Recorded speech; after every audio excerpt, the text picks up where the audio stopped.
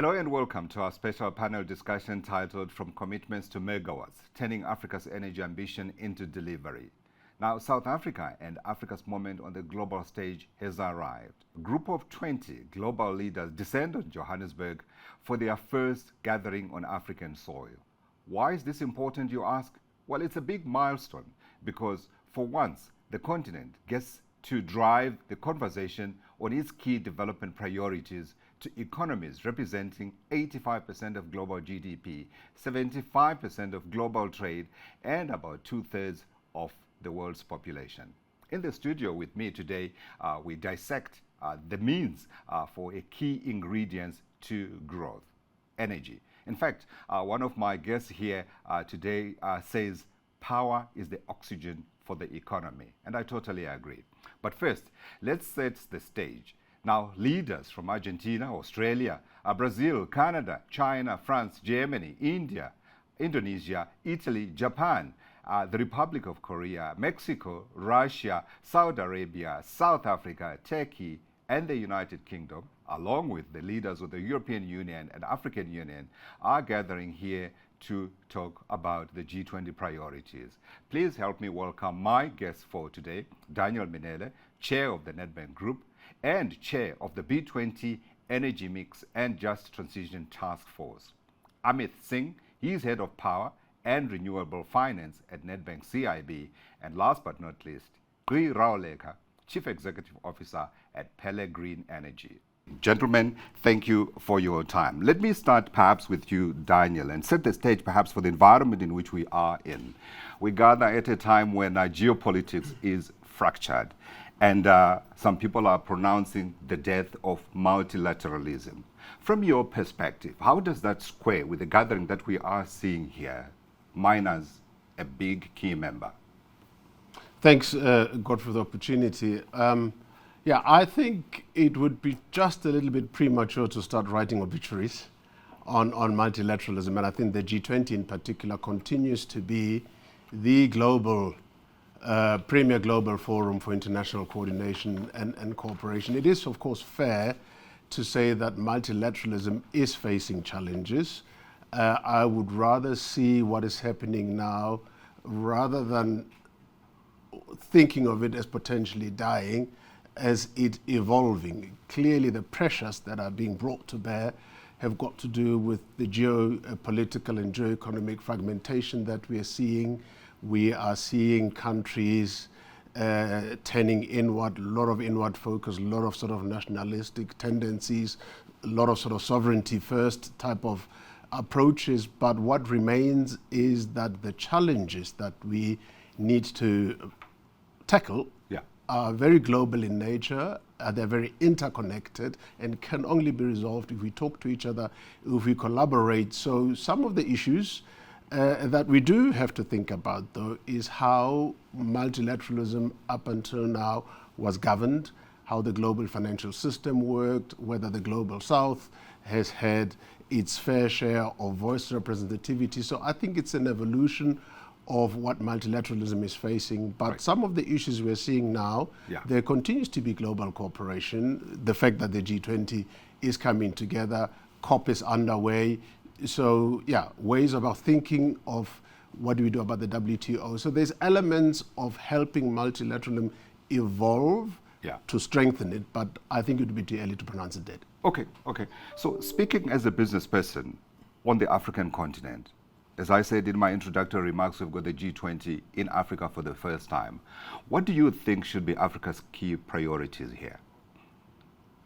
Well, Africa's key priorities, I think, would be to put our best foot forward. I mean, the key issue in terms of what we need, certainly looking at the kind of work that I've been involved with during the year around sort of energy mix and energy transition is around finance. So we need to give a good sense of how we are reforming, how we are putting in place solid macroeconomic policy, how we have sort of stable fiscal environments, good monetary policy management, continuation with structural reforms, those kind of things that will help change the risk perception on Africa. That'll help lower borrowing costs and in the process open up the way for us attracting investments that can be put in long-term infrastructure that is climate resilient. Yeah, and we're going to talk about the deals because the dealman is here, right? Amit, I'm going to come to you a little bit later. But let me come to you, Gri, because you're an implementer.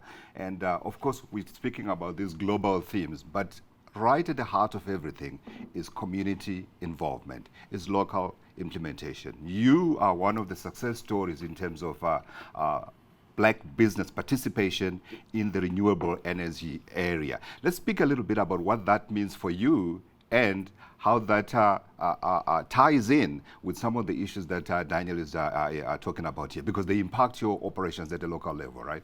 Perfect. Thank you for that, Godfrey. I think, to speak firstly about how it impacts us as an entity and how we ensure that not only what we've done, but what can be replicated and to ensure a long-term impact in SA Inc., right? I first have to unpack the role of the state, right? We exist as a function of the rules that the state put in place, where they were specific in ensuring that in the liberalization of energy generation in the country, they wanted to see an alternate generator to Eskom. They put rules in place that ensured that we would partner with internationals, but critically, they made sure that South Africans and Black participants were involved, right? So that's the first thing I must identify and just flag, right? And as young entrepreneurs who saw what the rules were shaping to be like, we were clear in realizing the state wanted to see an SA champion. So that understanding really helped us put together the foundations of what is Billy Energy Group today. Absolutely. Right? When you then unpack why we started as a collective of 5 young entrepreneurs, we really assembled to solve for youth regeneration and sharing what we call is a justice dividend, right? We call our justice dividend what we've benefited from the democratization of South Africa, or the recent democracy in South Africa. We benefited in a higher proportion to other South Africans. So we were mindful that our activities had to share the benefits and the privileges that we had. And that shaped the endurance and, again, the identity of what we were building. Right? We were clear that we had to build an IPP. If you then look at the landscape that we're in, right? It wasn't an easy landscape for us to navigate, but we had incredible partners like Nedbank sitting alongside us, who over the last 16 years, we were fortunate to announce a financing deal with Nedbank about 2.5 years ago. 2.5 billion rand that was raised, but that was off of the back of 14 years of partnership, right? Our first project finance transaction together that Nedbank financed was in round 3, our first wind project, right? And I'm just highlighting the importance of partnerships, the importance of the rules and the regulations that allow our participation, and then critically, you need the industry to take up the opportunities. And that's exactly what we have done. And I'm certainly hoping that it's a message that reaches the leaders as they come to talk here in Johannesburg. And I like your point about the involvement of youth, particularly, and also strong state institutions that enable you guys to take the risks that you take with the capital that you then go and get from the people who bring it in. Let me bring you in, Ahmed. And I want to widen the lenses a little bit from South Africa into the African picture and talk a little bit about this whole perception of Africa as a risky place to do business. And I say perception because now I think we're beginning to hear the kind of debate that we should have been having a long time ago. How do we change that narrative so we just become another business place to do business? And thanks, Godfrey. So firstly, I think with the African Union, and thanks to India's presidency of bringing the African Union into the G20, it's really an important milestone. And now we have a real opportunity. As a partner sitting at the table. And now we have a real opportunity to capitalize and show the world what we can do and what do we offer as a continent in terms of this. So Daniel and GQ has definitely given some context of what's happening in South Africa and how things are moving in a very good way in terms of energy projects, transmission, generation, government policy working, private sector investing capital, institutions and banks like Nedbank investing our capital and lending in significant amounts of money into these projects. But how do we roll it out into the continent. You know, we hear the narrative of 600 million Africans still living in darkness. Power. And we all know we had a little bit of load shedding and lack of power. And you know, it's really, really hard, and it really impacts or impairs economic prosperity, industrialization. So power is the oxygen of the economy. 100%. And if to change the narrative for the continent, we have to get the power story right. So that is why we are sitting here as a G20. We have an opportunity to show the world there's a huge opportunity for internationals, multilateral agencies to come and invest in the power sector in the continent. You know, with the world moving into energy transition, the role of critical minerals are quite important. So the world's getting our critical minerals out of here to build battery, solar panels and steel and copper. But now we need to reinvest that into real tangible projects. So the youth story, the youth unemployment changes, we bring in industrialization. So what we think this G20 for the continent should be, we show how South Africa is a success story in the power sector and how we can roll it out with the help of multilateral agencies, the heads of states, and how they can encourage their own companies to invest in the continent and develop us in the power space. Absolutely. And I want to own up and say I borrowed your power as the oxygen of the economy line. You were the one who put it down. So thank you for coming back. But Godfrey, could I maybe just add to what Amit was saying, because that's actually the significance of this G20 being hosted on the African continent. You sort of alluded to it when we started. It's obviously the first time since it's been at leaders level. So this is not just ceremonial. It is very, very important because that allows people to interact more with the continent, and we have to thank the South African presence for elevating African themes and allowing Africa, you know, some people have called it the African G20 even, to get that. So it's very, very important that people get to engage with the continent, get to learn more about the continent, gives us as Africans an opportunity to communicate about the frameworks, the policy progress that has been registered on the continent, showcase some of the examples of good integrated policy frameworks that are emerging, because that's really what changes perceptions and lowers that risk perception, which then results in people demanding disproportionate compensation for the actual underlying risk that 100%.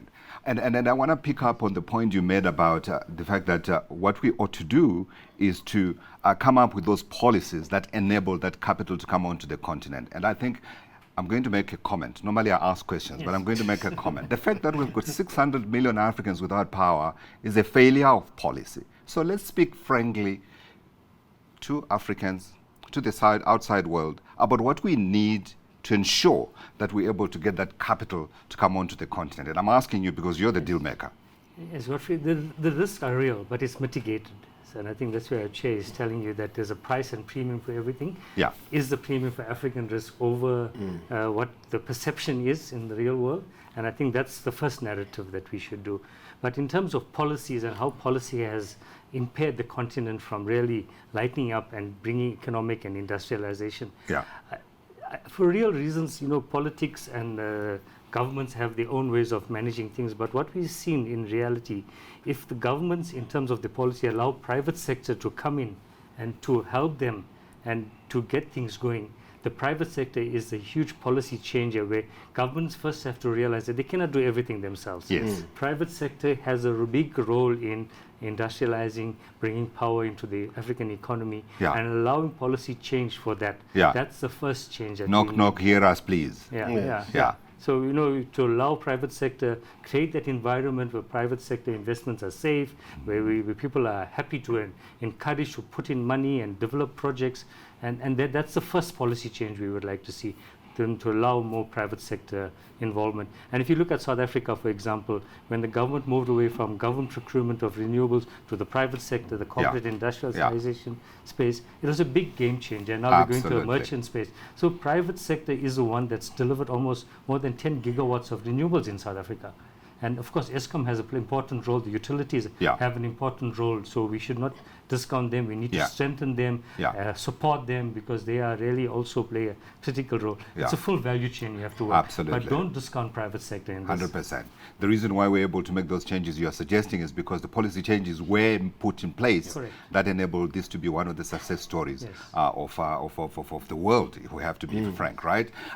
Let me come to you, Daniel, and I want you to come in on a point that was raised by Cree here around the need for strong state and state institutions, and speak about how we create that in an environment where we know governments are struggling with finances.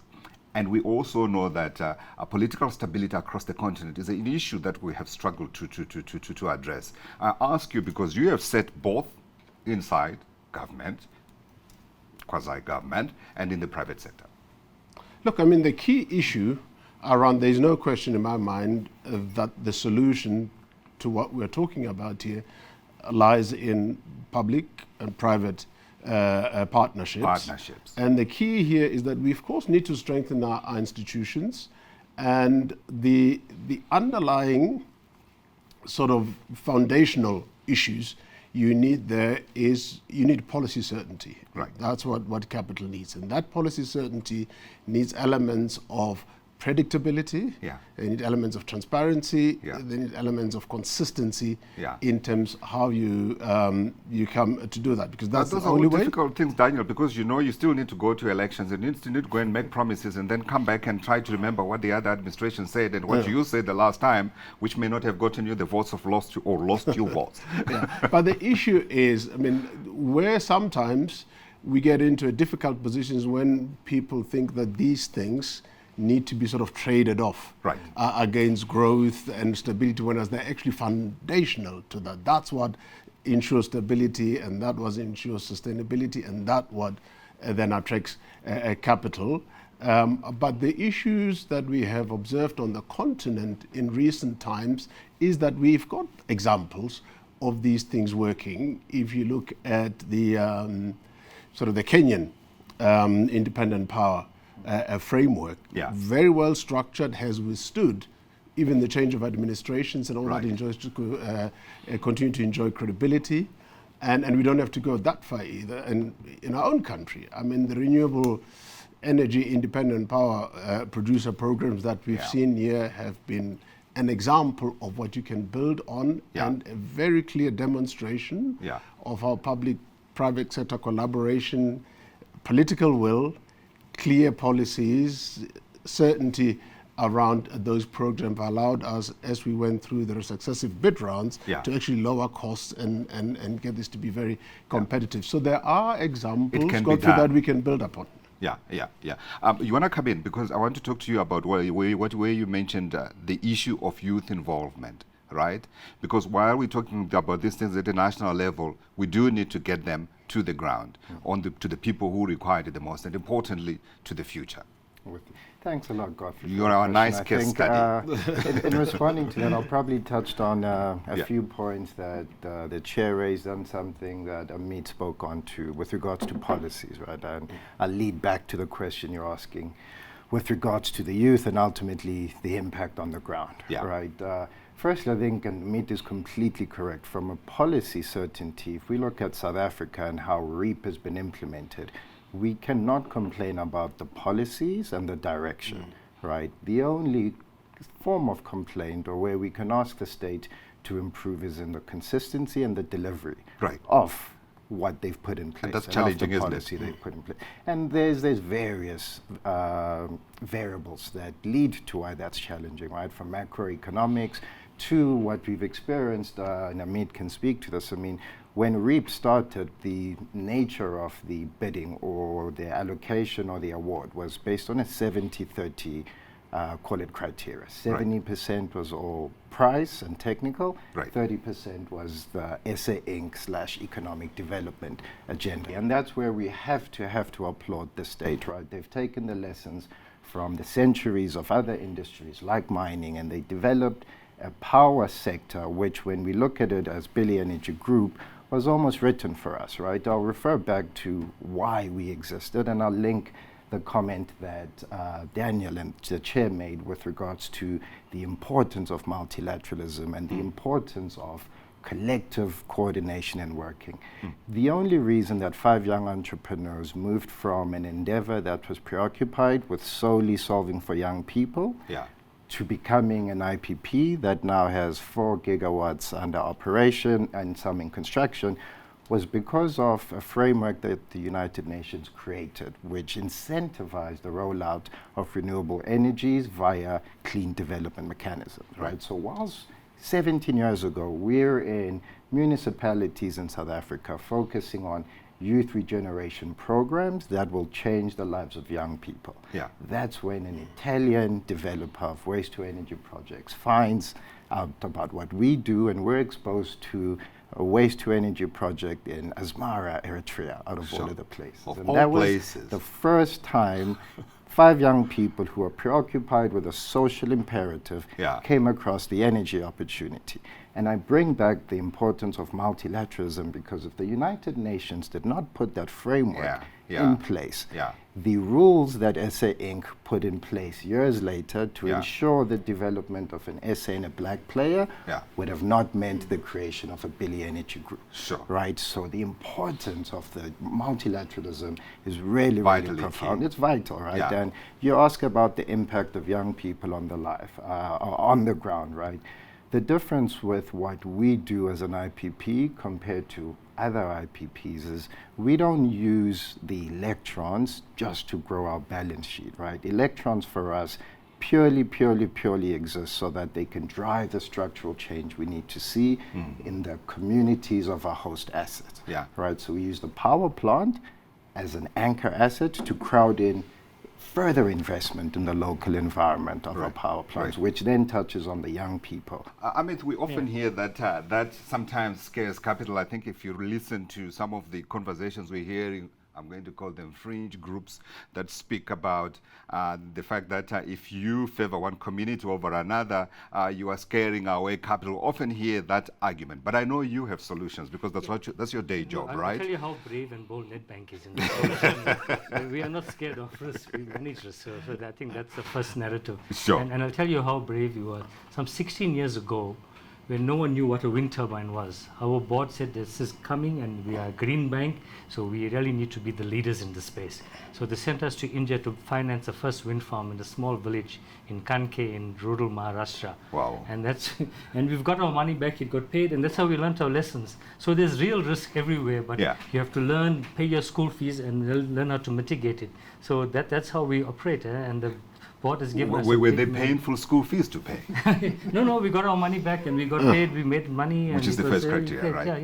Yeah. So it was, we didn't lose money there, but that's how we as our board has led the vision and continue to inspire us to push us beyond boundaries, go into countries where you think that you can make a difference and deploy your capital, and mitigate the risk and really come back and make it a success story. I want us to talk about one of the solutions that's being proffered these days, blended finance. And I raised this one because about a month ago, I was lucky enough to be participating at a conference in the UK where this was presented as one of the key solutions. But we do know, of course, it's not like one solution fits all. It has to fit in a different environment. Within the African context, how viable a solution is that? So we spoke about risks, and the risk in the continent is real. I think we all be very realistic about it.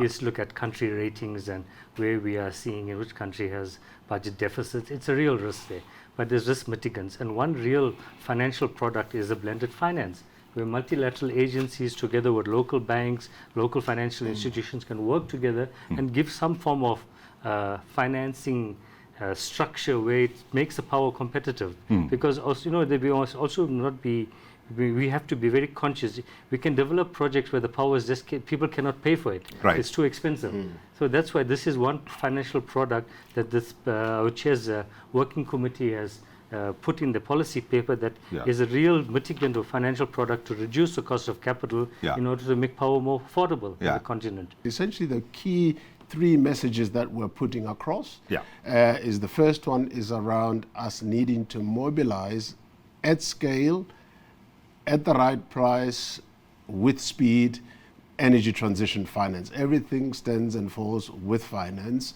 And to link into what Amit was saying, part of that includes instruments such as blended finance, because they de-risk projects. They allow some of the projects that might not have reached what we call the bankable stage to be within the range, and overall create an environment that is conducive to the role that as private sector we can play for the public funding that is limited to be used to leverage the much bigger pools that sit in the private sector to get into that. So the financing is one of the key messages we're putting across, with specific sort of policy recommendations and actions that we think can be undertaken. The second key recommendation is around enhancing industrialization across the energy value chain. Again, picking on something that Amit mentioned earlier,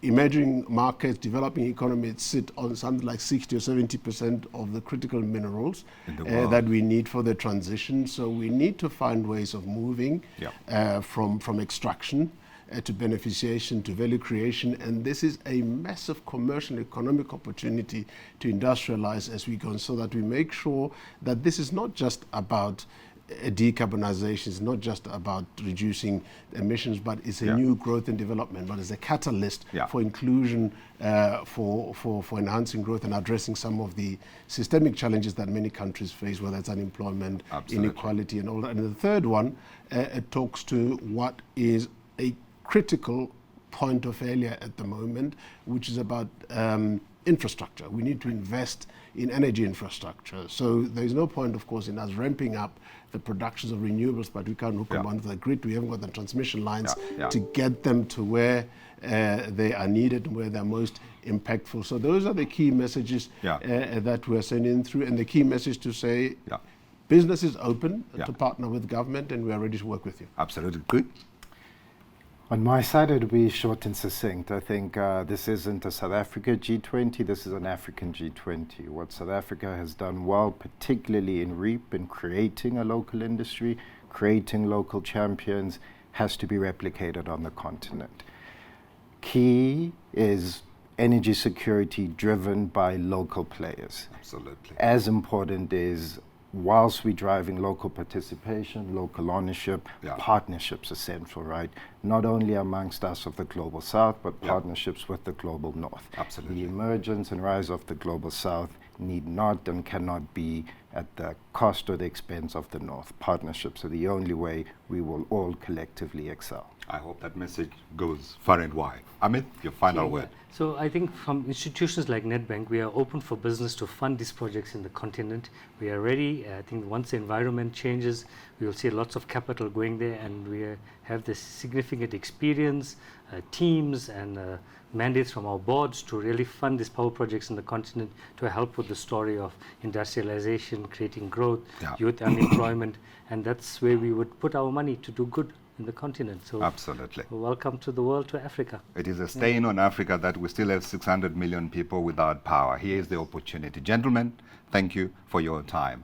And that's all the time we have for today. Let me thank my guest, Daniel Minele, Chair of the Nedbank Group and Chair of the B20 Energy Mix and Just Transition Task Force, Amit Singh, who you just heard, Head of Power and Renewables Finance at Nedbank CIB, and Pri Rawaleka, Chief Executive Officer at Pele Green Energy. From me, Godfrey Mochizwa, thank you. Until next time, goodbye.